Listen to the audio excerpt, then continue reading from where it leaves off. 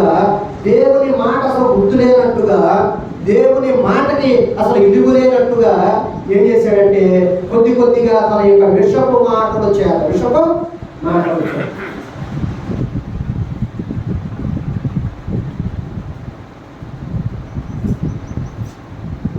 శరీర సంబంధులైన వారు శరీర విషయాల్లో మనసు పెడతారు, ఆత్మానుసారులైన వారు ఆత్మ విషయముల యందు మనసు పెడతారు. ఈ దినాలలో చూడండి, దేవుని వాక్యంలో చెప్పబడినట్లుగా పెళ్లిళ్ళు చేసుకుంటారు, విందులు వినోదాలు, ఇల్లు కట్టుకుంటారు.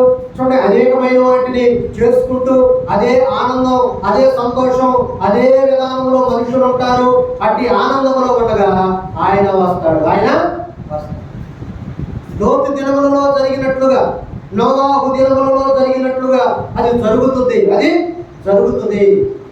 ఎందుకంటే దేవునిని, దేవుని మాటలని, దేవుని వాక్యమును, దేవుని సువార్తను ఎవరు పట్టించుకోరు. ఎవరు పట్టించుకోరు. మాకెందుకు అంటారు, మాకెందుకు అంటారు. నీకు ఎందుకు అనేది ఇప్పుడు నీకు తెలియదు. ఇప్పుడు నీకు తెలియదు. ఎప్పుడు తెలుస్తుంది? చూడండి, ఒక వస్తువు తయారు చేయాలంటే, ఒక కత్తి తయారు చేయాలంటే దానికి సంబంధించిన ఇనుప మొక్కని ఎక్కడ పెడతాడు? ఆయన కొలిమిలో పెడతాడు. కొలిమిలో పెడతాడు, బొగ్గేస్తాడు, ఓకేస్తాడు. చూడండి, దాన్ని తిప్పుతూ ఉంటాడు, దాన్ని తిప్పుతూ ఉంటాడు. చూడండి, అది వేడెక్కి ఎంత వేడంటే ఎంత వేడి, అది నుప్పులాగా మారాలి. అది నుప్పులాగా మారాలి. తీస్తాడు, బయటకు తీస్తాడు. చూడు, కొన్ని దెబ్బలేస్తాడు, కొన్ని దెబ్బలేస్తాడు, మళ్ళీ లోపల పెడతాడు. అంటే తను ఆ కత్తి ఆకారం వచ్చే వారికి తను ఏ ఆకారంలో చేయాలనుకుంటున్నాడో, అది చిన్న కత్తి అయినా పెద్ద కత్తి అయినా ఏ వస్తువు అయినా తన మనసులో ఉన్నది చేసే వరకు కూడా నుప్పుల్లో పెడతానే ఉంటాడు. చూడు, శుద్ధితో దెబ్బలు కొడతానే ఉంటాడు. ఆ దెబ్బలు నీకు అనవసరం. నాకు దెబ్బలు తగిలితే బాధ, నాకు నొప్పి రాకూడదు, రక్తం రాకూడదు. మరి యేసు ప్రభువు ఎన్ని దెబ్బలు తిన్నాడు? ఆయన ఎన్ని దెబ్బలు తిన్నాడు? 1 తక్కువ 40 దెబ్బలు, 1 తక్కువ 40 దెబ్బలు. అవి ఇనుముతో తయారు చేసిన చిన్న చిన్న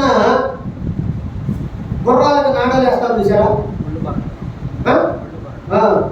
నాడాలు వేసే అలాంటి ప్లేట్స్ కన్నా చాలా పొదునుగా 2 పక్కల కూడా ముళ్ళు ఉండేటట్టుగా ఉండేయండి. 2 పక్కల కూడా గాలం ఉందో చూసారా? గాలంలా. ఎలా? గాలంలా. అంటే ఆ గాలం అంతా సన్నగా ఉండవు, కానీ ఇంకా ఎక్కువగా లావుగా ఉంటాయి. చూడండి, ఎటు దెబ్బ